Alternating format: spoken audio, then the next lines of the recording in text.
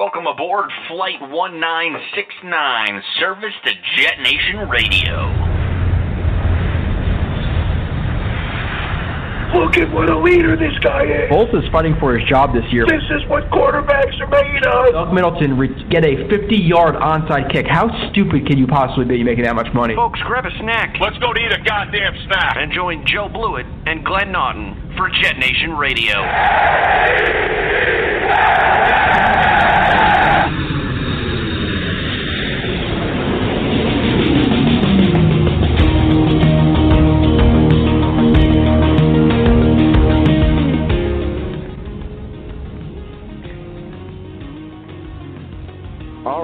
Good evening, Jets fans. This is Glenn Naughton. There will be no Joe Blewett this evening. As you all know, this isn't our normal night, but we wanted to throw something together because we're going to have a special guest tonight. As we all know, the number one story in Jets land at the moment, be it Twitter or Facebook or the forums on Jet Nation, is the pending free agency of quarterback Kirk Cousins. Washington Redskins quarterback, coming off a 7-9 season, and a lot of speculation that he will become the highest paid quarterback in the NFL. Something a lot of people seem to be against, but there are also plenty of people in favor of it. As we all know, there has been a decades-long drought at the quarterback position for the Jets, minus the odd season here and there, where they get some quality play. But consistency at the position, someone who can play at a high level, something we haven't had in forever.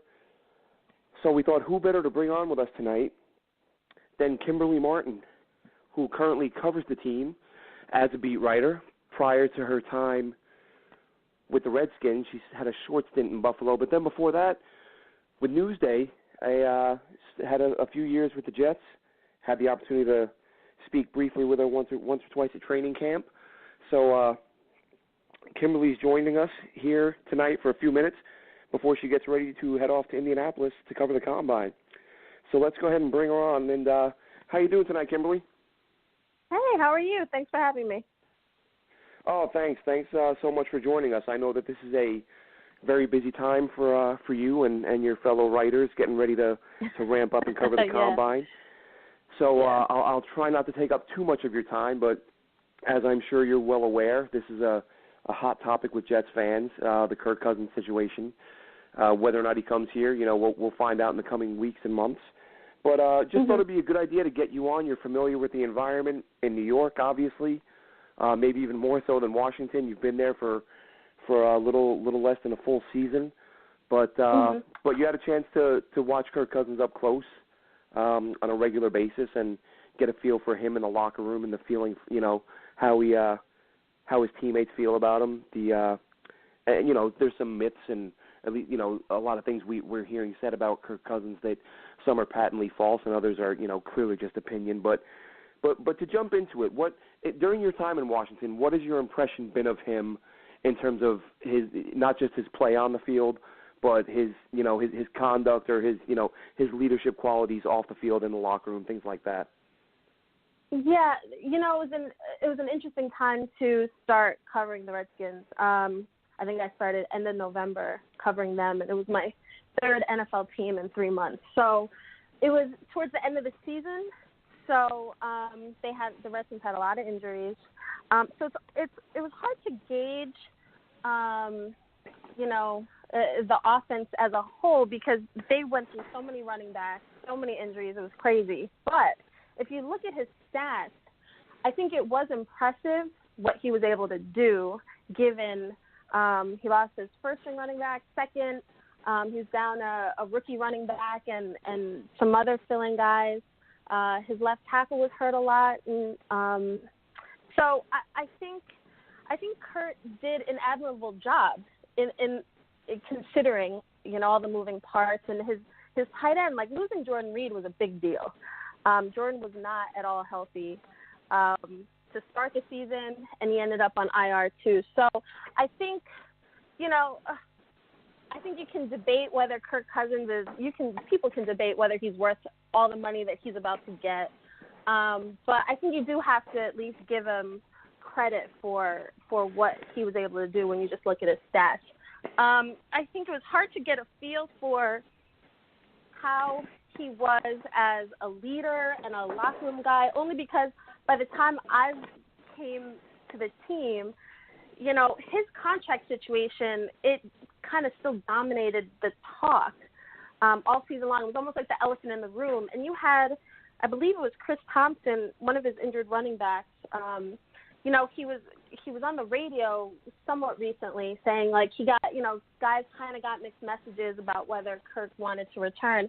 And I think the relationship with the Redskins front office and Kirk, as much as Kirk said all the quote-unquote right things in the media, you just got the feeling that it's just better if both sides just go their separate ways. So I never got the impression that Kirk was going to be back this year. And I think the Alex Smith trade, you know, further solidified that. And that, you know, I'm glad you mentioned the relationship with the front office, because that's one thing. I've said this a few times on Twitter, did one or two articles on it and mentioned it. And I can't get my head around the number of fans, the number of times I hear Jets fans say, why would we want a guy whose own team didn't want him? I mean, this Redskins team, Bruce Allen went on Twitter and sent out a tweet from the team's official site last year explaining, here's what we have offered Kirk. It's a boatload of money. He hasn't answered, and he hasn't countered. Like, to me, that was a sign to me that he wanted out all along. The Redskins were doing everything they could. They've paid him $45 million over 2 years. You don't pay a guy $45 million over 2 years and offer him record-breaking money if you don't want him. They wanted him, obviously, but, you know, for whatever reason it didn't work out.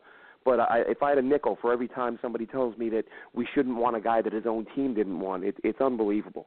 But in terms of some of the criticisms, you know, Jay Gruden came out. He wasn't overly critical, but he clearly, it seemed as if he was taking a bit of a shot at Kirk Cousins on the way out the door by saying, you know, well, he's good, but we were 7-9, so how good can he be? I'm paraphrasing.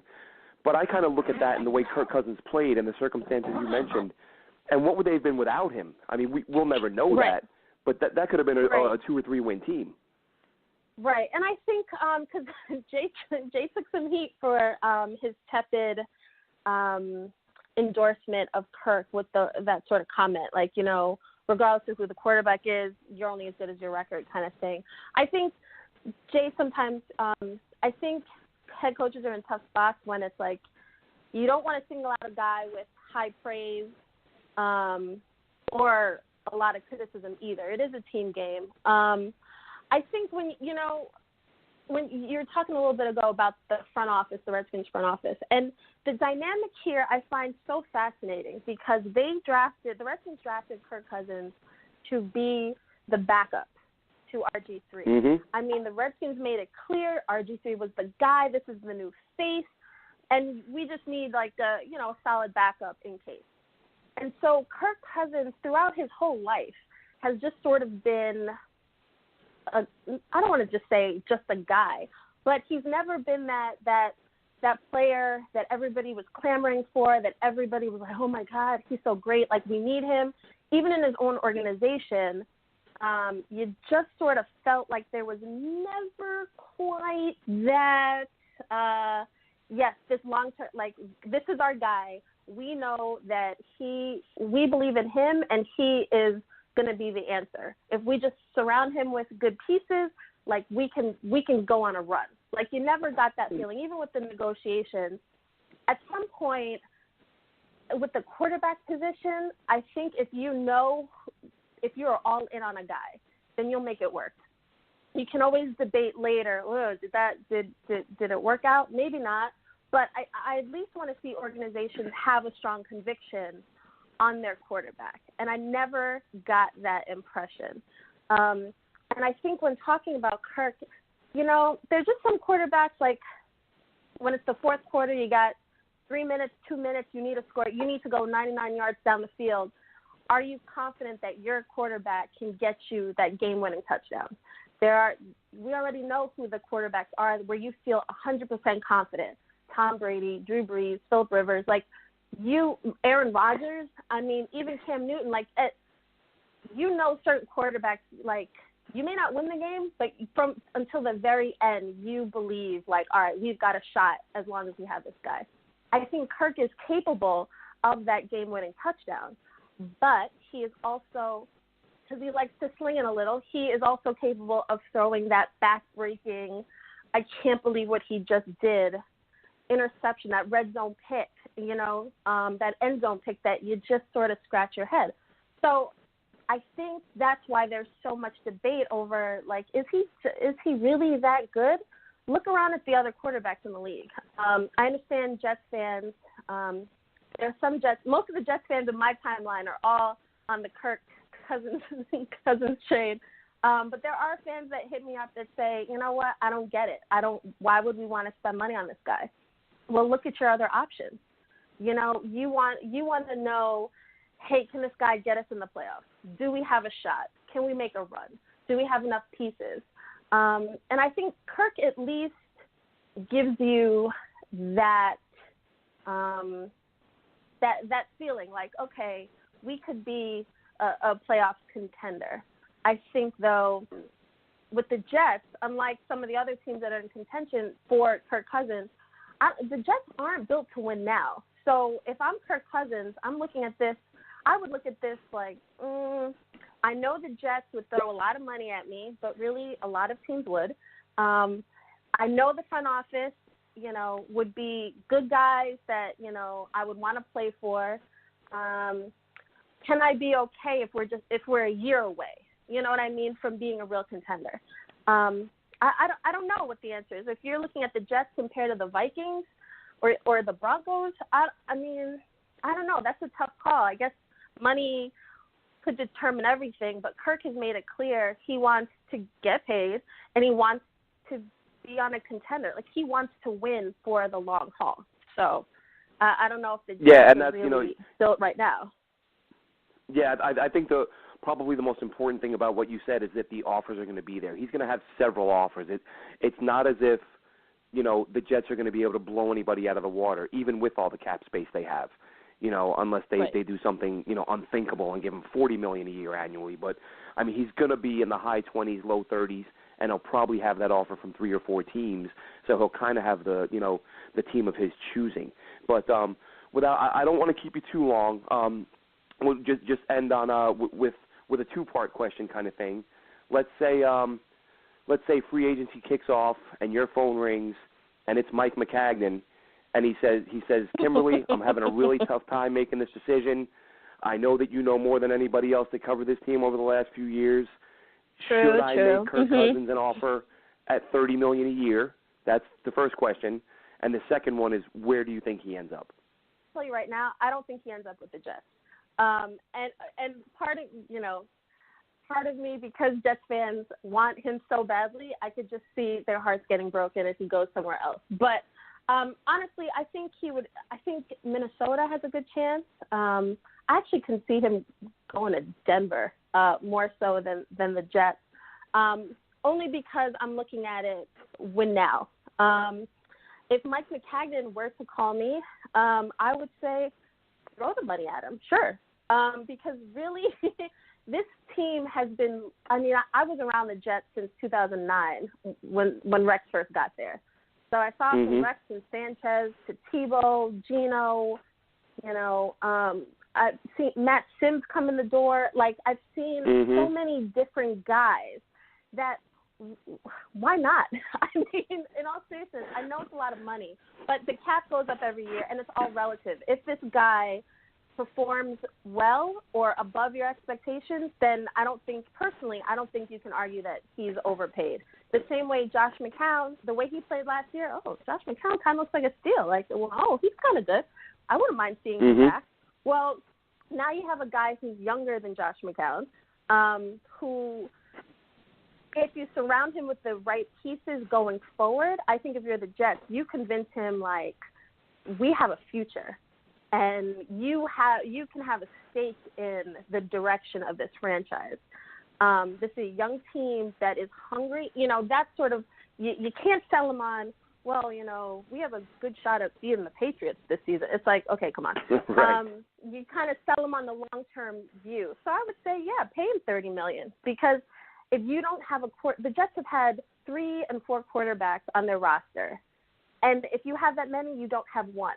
So I think it makes sense to go out and say, look, we're in it to try to win as many games as possible and build off of this. So yeah, I think so. Yeah, I agree wholeheartedly. I'm often taken aback by the fans that I say they say it so flippantly, as if it's just that easy. Let's just draft one and develop him, as if it's that simple. Well, how many quarterbacks have they tried and failed that with? Exactly. Yeah, and I hear people say that signing Kirk Cousins would be a same old Jets move, and I'm thinking, never in the history of free agency has a quarterback of this caliber at this age and healthy hit free agency. This would be the exact opposite of a same old Jets move. Brett Favre is a same old Jets move. Ryan Fitzpatrick is a same old Jets move. This would be, giving them. And you mentioned earlier about feeling like you have a chance at the end of every game, and that's sort of the small picture. The big picture is you feel like you have a chance at the playoffs every season with that guy. Agree wholeheartedly. Thank you so much for your time, Kimberly. Really enjoyed having you on, and good luck moving forward. All right, I appreciate it. Thanks for having me. All right, thank you. Take care. All right, so that was Kimberly Martin, current beat writer for the Washington Redskins, former beat writer for the New York Jets. Really, kind of repeating a lot of the things that a lot of fans have been saying. Again, you do have that small segment of the fan base that doesn't want Kirk Cousins because for some reason they think it's just super easy to draft a quarterback and develop him, and it's that simple. And why in the world would you pay one? I think Jets fans we've had bad quarterbacks for so long that the thought of spending a lot of money on one is lost on some people. But they just don't seem to realize that that's what happens when you have an opportunity to either sign or re-sign a quality quarterback. And we keep hearing the argument, he's not worth the money. What has he ever won? What has Kirk Cousins ever won? Why should he be the highest paid guy? I got a newsflash for you folks. The top 4 salaries in the NFL, the highest paid quarterbacks in the NFL, have a combined 0 Super Bowl rings. The top 5 is the 5th of the 5 is Drew Brees. He's got 1. That's it. So we have this sort of weird standard where Kirk Cousins shouldn't get paid because he's never won anything, despite the fact that all the top paid guys have never won anything. It seems at times that fans don't understand. Of course, not all fans, but there's a segment of the fan base that doesn't really understand the way free agency works, which it tends to work and always has, at least in the time I've been a sports fan, whether it was baseball or football. When free agency comes, the best player available at his position tends to become the highest paid guy at that position. That's just the way it works. And Kirk Cousins is in a unique position in that no quarterback of his caliber has ever hit free agency, so we've never seen a bidding war for a guy like this. Now, how crazy it will get remains to be seen. Nobody wants to see the Jets. We're seeing these crazy reports. They're going to give him $60 million up front. They're going to give him $40 million up front, which, really, let's face it, they could do it. They have the cap space to make that type of move. If that's what it's going to take to get Kirk Cousins in here, what matters at the end of the day in signing a guy, it's the average salary. What's the guaranteed money, and what does it come out to per year? If the Jets, if they did something wild and said we're going to give him $50 million, and then in year 2 we're going to give him $35, but then after that it's going to drop to 20 and then 15 or something along those lines, to where the average per year comes out, where he's a top 5, 6, 7 paid guy, you can live with that. People hear $40 million, $50 million, they for some reason automatically think that we're talking about per year for the life of the deal. That's not the way it works. And as we've discussed before, the Jets, with their salary cap situation, now is the best time to do something like that. When else are you going to be in a position to offer a guy that type of money and not really have it hurt you? I hear people say, if we give him that money, we can't sign a left tackle and we can't sign this. Yes, you can. You're going to have $100 million in cap space, and you're going to have about the same next year, if not more, when the cap goes up. Right now, the Jets are projected to have $124 million in cap space next year. That's with Muhammad Wilkerson still on the roster. He's going to be gone. That 124 realistically jumps into the 130s. Now, of course, that'll decline significantly when they sign a bunch of free agents this year. But let's say, hypothetically, they commit $60 million in cap for next season with this year's free agent signings. That still leaves them with, $60 million in cap space going into next year. And other moves can be made then at that point. Again, if you sign Cousins to a deal where he gets what he gets this year, and then that cuts in half the following year, if you give him an insane amount of money. So there's a lot of ways to make it work. Me personally, do I want Kirk Cousins? Yes. Do I think he's going to come here? No. I agree 100% with Kimberley Martin. I think he ends up in Minnesota. A lot of people talk about Denver because Denver's a more, they're more ready to win now. In all reality, if what we're seeing, what we're hearing through the media is correct, or if it's accurate, they're going to have to get rid of some pretty good pieces to make room for Kirk Cousins. So by doing that, are you still a win-now team? Aqib Talib might be an issue off the field, but he's a damn good player that the Broncos are talking. They're talking about how he's being shopped. If you lose Aqib Talib, that's a huge hit to your secondary. Like him or not, on a personal level, that's a damn good player. Regularly in the Pro Bowl. So you cut a Pro Bowl corner, your defense just got that much weaker. And who else are you going to have to cut? What other moves are you going to have to make in order to make room for Kirk Cousins? So I think the team that could probably bring him on board with minimal impact to their roster overall is Minnesota. And in the end, I think that's where he goes. So where that leaves the Jets after that, in the free agency market, I think at that point, if you lose out on the Kirk Cousins sweepstakes, you have to obviously keep looking at the quarterback position, but I don't think there's anybody else you can sign that eliminates the need to take a quarterback at number 6 overall. Whether it's Teddy Bridgewater or Case Keenum, if Buffalo, I know there's talk that Buffalo's not going to let go of Tyrod Taylor. He would be an exception, I think. I think Tyrod Taylor is a good enough player that if he were to be let go and the Jets picked him up, I don't think you need to take a quarterback in the first round, maybe the second round. But it's an interesting thing with Tyrod Taylor. And Kirk Cousins, really, both of those guys. And I would love to know the psychology. I would love to know the reason why Jets fans, and of course, when I say Jets fans, I don't mean all Jets fans, but too many, really. We have these terrible quarterbacks of our own. You got to live through Mark Sanchez. You got to live through Geno Smith. And they play terrible football.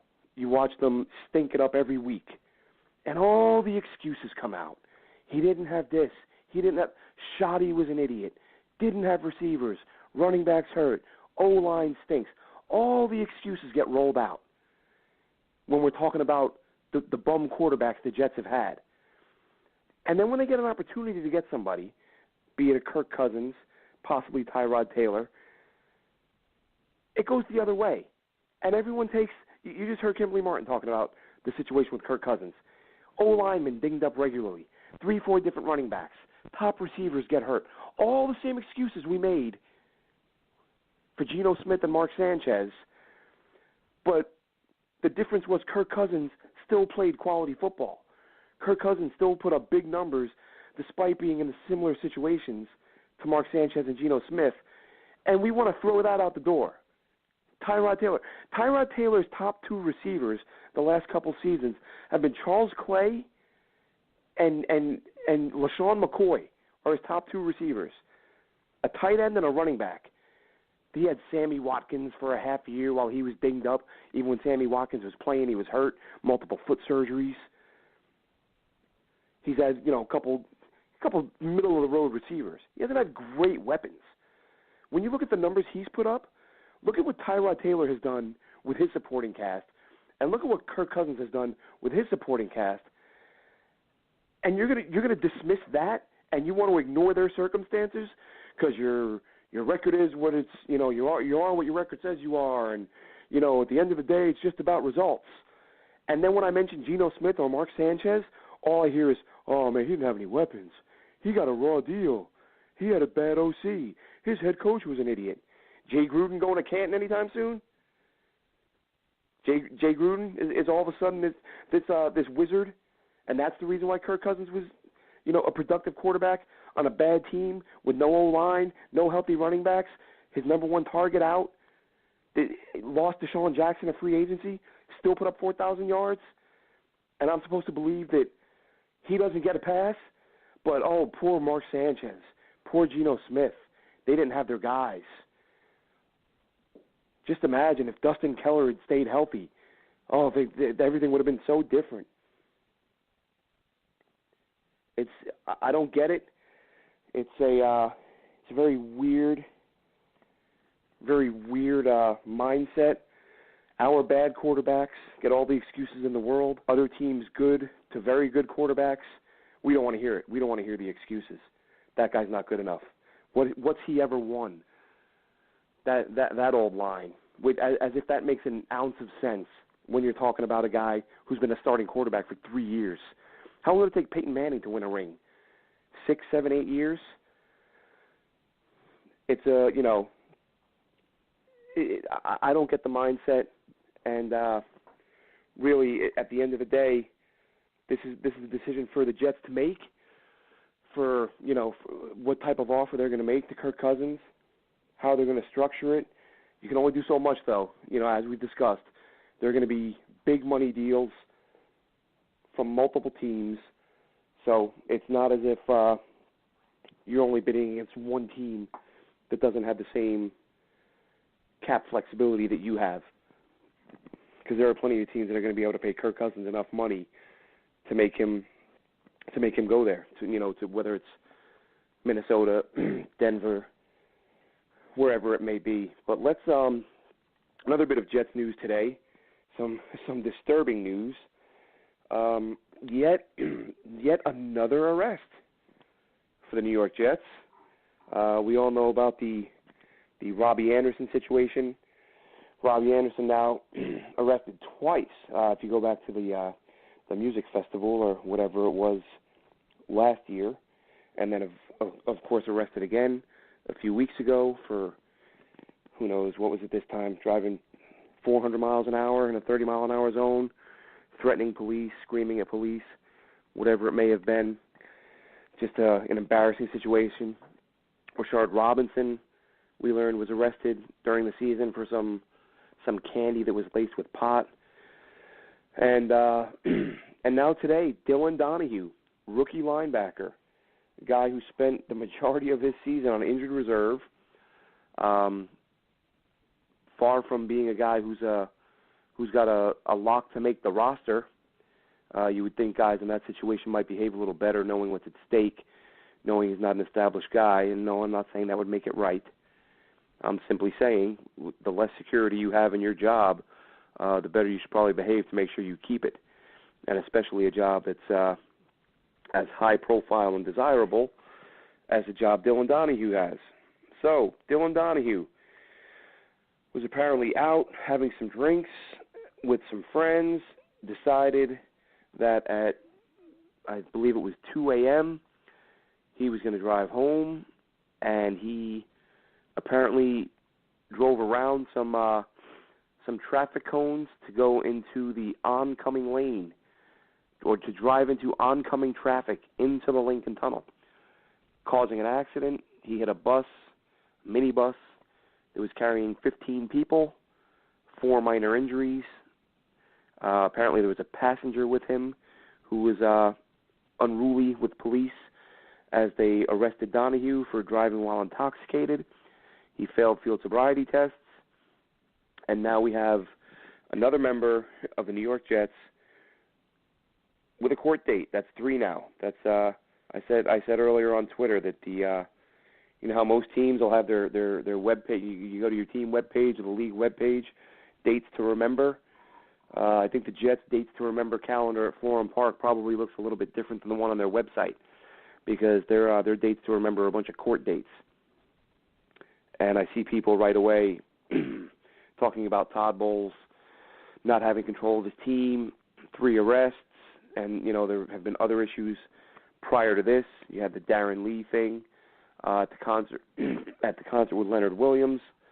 No arrest, no legal ramifications there, but we saw him getting picked up and carried out of a concert for an altercation with a woman, which he was reportedly shouting at her before being carried away. And people want to talk about Todd Bowles on that, and I think anybody who listens to this show is well aware of the fact that I am far from a Todd Bowles fan. He's got a lot of shortcomings as a head coach, in my opinion, and in the opinion of many, many people. But to put this on Todd Bowles, to say, why isn't Todd Bowles running a tighter ship? How could Todd Bowles allow this to happen? Guys, these are grown men. These are grown adult men in their 20s and 30s who are going out and doing these things under their own power. Nobody's forcing them. These are poor decisions that these guys are making. You're going to tell me that 53 guys, hell, your practice squad's 63 guys, you want to count your IR guys, you're up over 70-some guys, that Todd Bowles is going to be able to, quote-unquote, control 70 grown men who are out scattered across the country doing whatever they want to do? This is ridiculous. As far all I have to say, listen, who was it? Was Chandler Jones?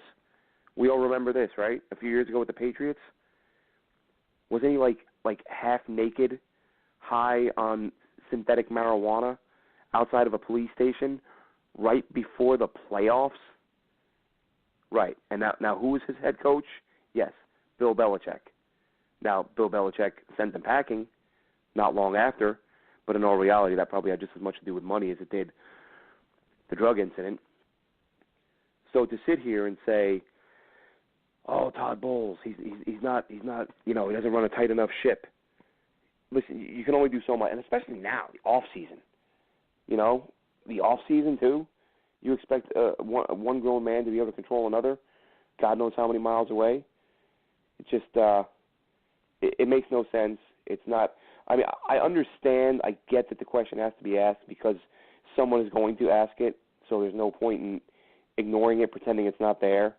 But to expect Todd Bowles, again, as I said, not a huge fan. Would not have minded if he had been let go after the season. Did the team exceed expectations? Yes, they won 5 games. Some people said they wouldn't win any.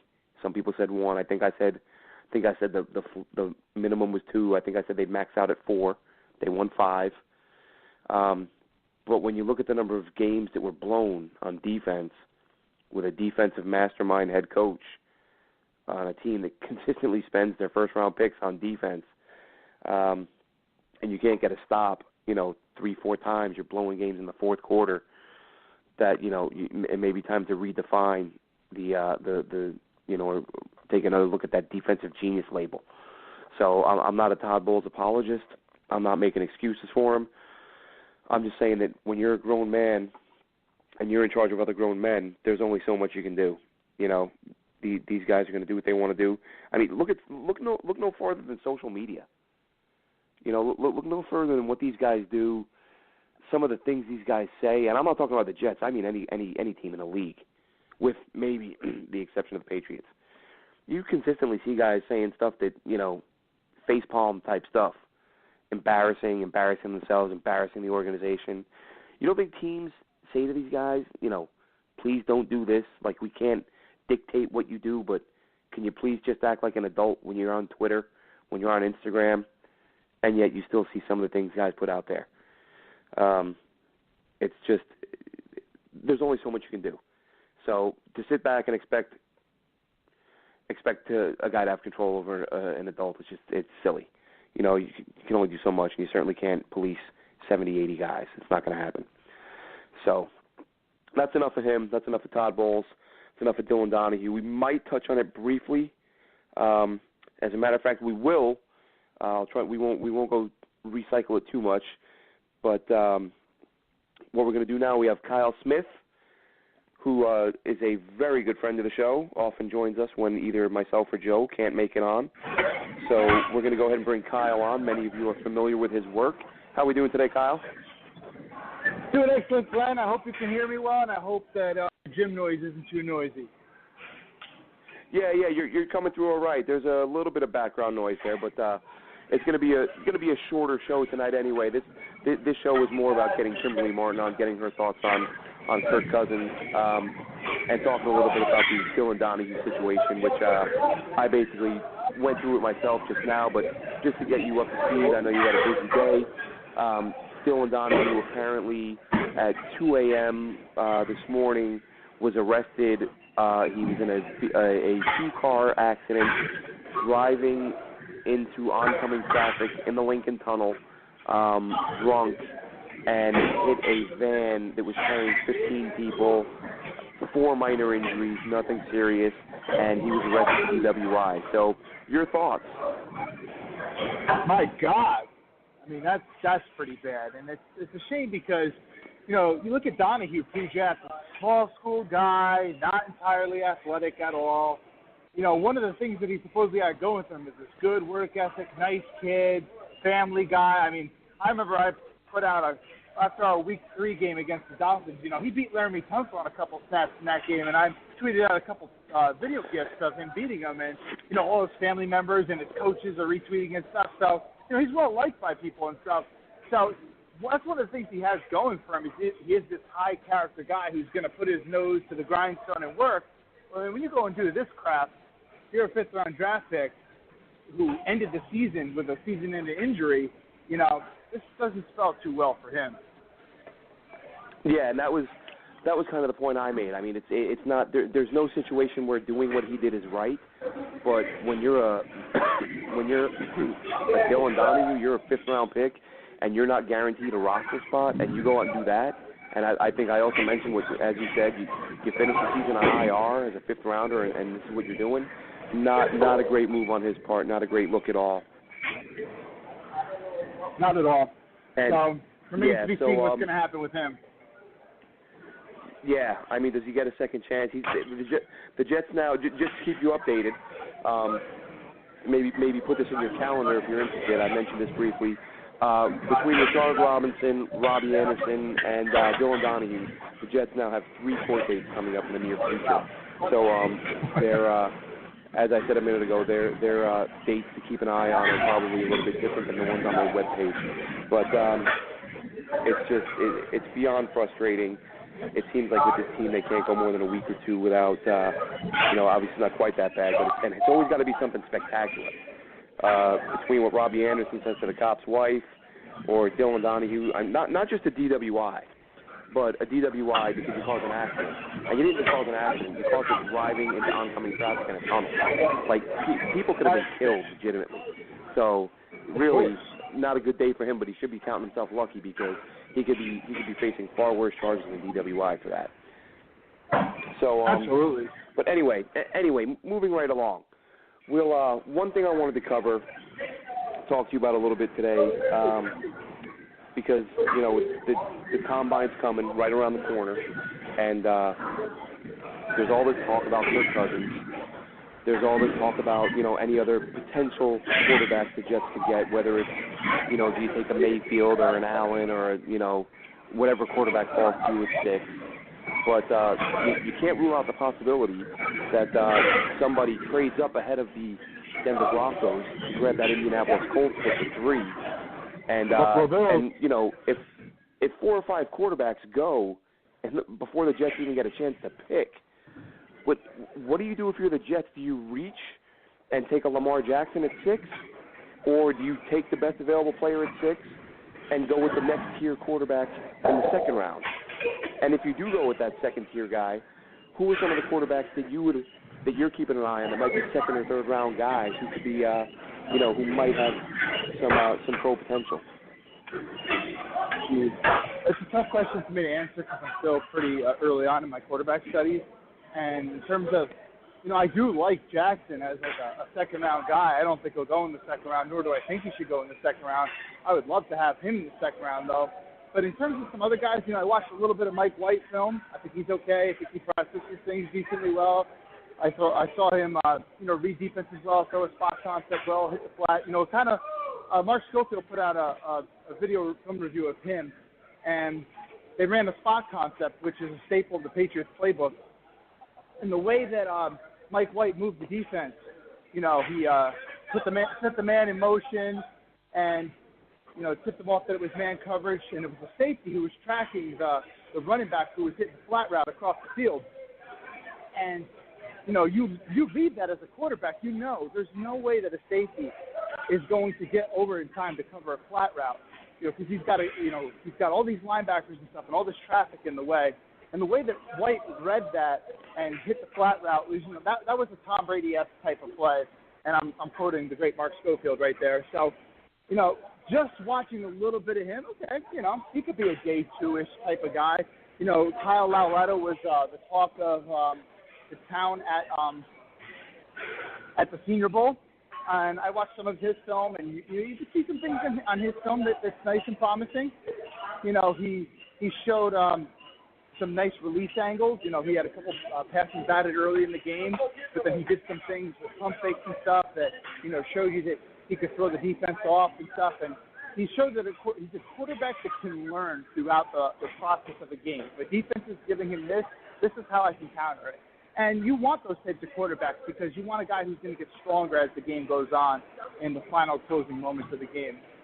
But, it seems like he whittles under pressure a little bit. And speaking of whittling under pressure, you want to talk about a guy whose draft stock is plummeted. It's the Washington State quarterback whose name's slipping my mind at the moment right now. People are comparing him to Kirk Cousins. Luke Falk. People are comparing him to Kirk Cousins. The moment I turned on his tape last year, I was never a fan. He doesn't have a strong arm, for sure. People say he reads defenses really well and stuff, but the dude just totally whittles under pressure and kind of has like a pop gun arm by my standards. So I don't really like him all that much. Honestly, those three guys that I just named, my elementary level of film that I've done thus far on them, I wouldn't be comfortable with taking any of them in the second round. Definitely not the first round. I would definitely take Jackson, but the thing is, you don't take Jackson at 6. I don't want to take Jackson at 6. I like Jackson. If you could trade Dak in the first round, mid-first round, maybe mid-late first round, I would take Jackson then with the addition of a couple extra picks. I would be comfortable with that. What are your thoughts? Yeah, it's funny. A couple of those things you said, I think I said on last week or the previous week's show. Jackson, I like the idea. Again, I said if you can't get if the guy you want is there at 6 and you want to trade down and add a couple of first rounders, like say for example the Buffalo Bills, which you rarely see these interdivisional trades, but if they're that desperate for a quarterback and there's someone there at 6 that they're happy with and the Jets aren't, and you want to give us 20 and 21, I'd be fine with taking Jackson with one of those picks and maybe the best edge rusher on the board. Whether it's Ramsey or, what are your thoughts, not to get too sidetracked, but this is just a name I would throw out there if you get an additional second that's a little later in the round. What do you think of Arden Key? Where do you think he goes, and what's the highest you would draft him? I like him from what I've seen. I know he works with Chuck Smith. I know he's a very naturally gifted pass rusher. He's a little light in the ass, which kind of reminds me of another LSU pass rusher who was being mocked to the Jets at 6 a couple of years back, or excuse me, at 9. This is in the 2013 NFL draft. And God, his name is slipping my mind too. He was drafted by the Cleveland Browns. Help me out here, Glenn. But anyway, was it Kiwanuka? In that regard, no. God, I know Drew from Jersey was very big on him. Super athletic dude, very explosive, but just couldn't deal with any type of power rushers. In that sense, he reminds me a little bit of that. But then he's also got the injury history behind it. And I don't want a guy who's constantly on the shelf. And especially if you're light. If you're very light, that's also another indication that you can sustain a lot of injuries. So especially when he gets those bigger tackles on him and stuff, he gets caught up in a couple of piles. I like Key. I don't think I want to take him at 6, to be quite honest. But he is oh, God, no, not 6. I meant in terms of if you get a trade down, if you get him at 21 or 22. Oh, if you can get him at 21, 22, on the surface of it, he is a true edge rusher. Whether or not he's ever going to be an elite edge rusher, that remains to be seen. But he is that, and he certainly can become that because he's got a much bigger tool set than the other LSU pass rusher from a couple of years back that I'm talking about. So him at 21, 22 from, right at the first thought of it, I'd be kind of cool with that. I mean, I still got to study the draft a lot more, but he's a player. He's definitely got skills for sure. And he's a true edge rusher, which fits an obvious, glaring need that you've had for the longest period of time. Yeah, it's not quite as bad as the quarterback situation, but it's not that far off either. In terms of going back to the original question with the second round, or not necessarily second, but the quarterbacks you could get later in the draft, the first guy you mentioned is probably my favorite of the group, Mike White, who, full disclosure, I wasn't that familiar with. And before the season, Eric Galko of Optimum Scouting, who has been beating the Mike White drum all year, mentioned him during the preseason as a guy he thought could be a first-round pick. I think Mike White was hurt by, early on in the season. He apparently they went to a new offense. They switched up their scheme, and through his first 4 or 5 games, I don't think he threw more than, I think he may have had 1 or 2 touchdowns through the first 4 or 5 games. And then he just went on a run where every week he was throwing between 3 and 5 touchdowns. He's another guy who lit it up, looked really good at the Senior Bowl, hit on a couple of deep balls. High completion percentage. I saw PFF the other day. He had the second highest adjusted completion percentage on balls that traveled greater than 20 yards. He was second behind Baker Mayfield. So showed this year that he was very accurate throwing the deep ball. Did have some issues throwing the ball on the run. Not the most mobile guy, and I'm trying to think I was looking at him earlier. He struggled against the blitz, against pressure. He didn't do a great job. Threw off his back foot too often. So things that maybe you'd be able to fix. But in terms of some of the good that's there, I definitely like him. I do agree that. Excuse me. I do agree about Falk. I looked into him because the high completion percentage and the good numbers, but the more you look at him, he looks like kind of a younger version of Ryan Fitzpatrick, with maybe a slightly stronger arm, but I don't know that that's the guy that you're going to want to take that early in the draft, but beyond the middle rounds. Luda, I haven't seen a lot of, so I won't pretend I have.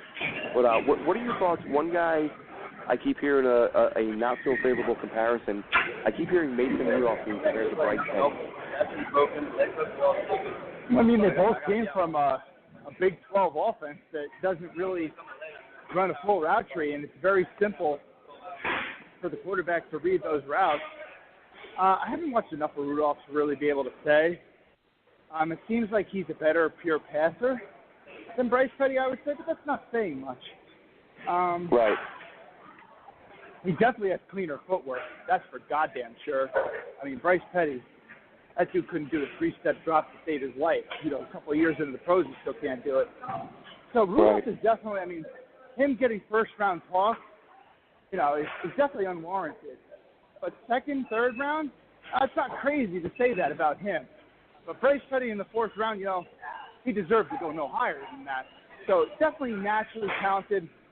Rudolph is definitely better in that regard. But, Big 12 offenses, it's weird sometimes, Apparently, what's his name? Ted Wynn. He does a lot of work for Inside the Pylon and stuff. And he talked about how Patrick Mahomes, the type of offense that he was in at Texas Tech, he had, as Ted Wynn said, and he's a really good X's and O's guy, a lot of college responsibility. I mean, his college responsibilities were more than, some pro playbooks. Now, that might be hyperbole or whatever, but he was running a lot of style stuff. He had to do a lot of things. And your boy Galko, he was really high on. I remember you guys had him on, and he was super high on Mahomes last year. And that was one of the reasons why. He was, yeah. He was, and that was why I kept an eye on Mike White, because the last 2 years, Eric Galko, he nailed the cup. His preseason guy to go in the first round 2 years ago was Paxton Lynch, and then his preseason guy last year was Mahomes, and then this year it was White, who I think with a strong combine, I wouldn't be shocked if he went in the second round. I really wouldn't. I wouldn't be shocked either. And go back to your point about White. I mean, you're talking about how he finished his college career strong, and Mark Schofield said the same exact thing. And, in terms of his opinion about quarterbacks, I probably trust him more than just about anybody else out there. And on that notion of finishing your college career strong, think about that. That says a lot more than starting your career strong. And I don't think that Christian Hackenberg started his career strong, but that was the narrative. Christian Hackenberg, he had such a great first year under Bill O'Brien, and then, the new coach came in and just, made him crap the bed. Even if that was true, and I don't think it's entirely true, I think Christian Hackenberg was pretty steady his entire career. It says a lot more that the quarterback has grown throughout the years. I'm still very early on in my Kirk Cousins film analysis, and the reason I'm doing that is I really do think the Jets are going to sign him despite the Vikings rumors and stuff. And the first 3 games I'm in, Kirk Cousins was bad. His first 3 starts in 2015, he was bad. But you put on his 2017 tape, the O-line is not as good, the receivers are not as good. The dude got better. And I don't care what the numbers say. In terms of what he was asked to do, he was better. He showed growth. From the moment that he entered the NFL, he showed growth. Christian Hackenberg has shown no growth. And in terms of Mike White, we've seen him run some post-style concepts. Seems like he's got some semblance of an arm talent. So you want to see a guy who is progressive. And that's a promising sign. Yeah, he threw. I have the numbers here now. Mike White last year, through his first 5 games, here is touchdown totals in his first 5 games. 1-0-1. No, sorry, 1-0-0-1-0. He had 2 touchdown passes in his first 5 games. From game 6 onward, his touchdown totals were 5-5, 2-0, 3-5, 2-2. So, I mean, clearly a really bad start to his season in terms of getting the team in the end zone. But settling in a new offense, once he got comfortable, he did a great job. Talked about the PFF deep throw numbers, talked about the performance at the Senior Bowl. I think he's better than people realize, and I think that if he does enough at the Combine, he could sneak up a little bit. I've seen him mocked anywhere from, I think the highest, I've seen him 4th and 5th at the moment, 4th round, 5th round. I don't think there's any way he left in the 5th round. And I'd be surprised if he made it to the 4th. But, time will tell. We'll see how that goes. But thanks a lot for joining us, Kyle. Really appreciate you coming on. And we look forward to having you on again sometime soon, all right? Thanks, Glenn. Take care, brother. All right, take care. And that was Kyle Smith, AFC East Bros, for thank him for joining us. It sounds like Kyle's still there. Hello? All right, I think he's gone. There we go. So, again, some thoughts on the quarterbacks. There are some highly touted guys, but you're always going to have those mid-round, late-round quarterbacks. We talk all the time about how quarterbacks taken outside the top 3 and 4 and 5, those are your guys that are winning Super Bowls. It's not always the guy that goes to the number 1 overall pick, number 2 overall pick. Could that change this year? Of course it could. You got Darnold, Rosen, Mayfield, all the names. We all know them. Josh Allen, Lamar Jackson. Who's to say that Kyle Aludo or Mike White isn't as good or better than some of those guys? We'll only know in time. Lamar Jackson, also like him a lot. Like I said, I think I said on last week's show, when I watch him play, I feel like he's the last guy I want my team to face out of that group of quarterbacks because he's somebody you can't game plan for. And, the talk of him being a wide receiver is ridiculous. There's no reason, especially given the shortage of quality quarterbacks in the league, you would take a guy who can do what he can do with his arm and his legs, and you move that guy. Injury concerns, absolutely. Anytime you have a guy who takes off and runs as often as he does, he doesn't have a huge frame, you're going to be concerned about injuries. But at the same time, you don't take a guy with that kind of talent and move him to wide receiver. And that's not going to happen. It's a couple people have said it. That's fine. Everyone's got their own opinions. I would bet the ranch that that doesn't happen. Now if he's drafted as a quarterback and he bombs, if he just can't get out of his own way, which we've seen it happen with prospects all the time. If he gets to that point, yeah, he's lucky he's got a fallback. He can say, all right. A la Terrell Pryor. A few years as a quarterback, didn't work out, moved to receiver, and he's a guy who could probably be a playmaker no matter where you put him as long as you get the ball in his hands. So, more to come. Combine's coming. Draft is coming. Free agency. Of course, it'll be combine, then free agency, followed by the draft. Guys are going to rise and fall between now and then. There'll be plenty to talk about. A bit of an impromptu show tonight. The plan was to do tomorrow night's show, and I got word yesterday late yesterday evening that Kimberley was going to be able to join us, and it had to be today because, of course, she's getting ready to go to the Combine. And we wanted to get her on because, as I said, you're not going to get many people that had access to Kirk Cousins while also, at that same person who had extended access or access to the Jets for an extended period of time. So perfect guest to talk about an important topic, and we'd like to thank her once again for joining us, and Kyle Smith as well. That's going to wrap things up for us tonight. Thank you very much for joining us, and we look forward to joining you guys again in the near future. Have a great night, Jets fans.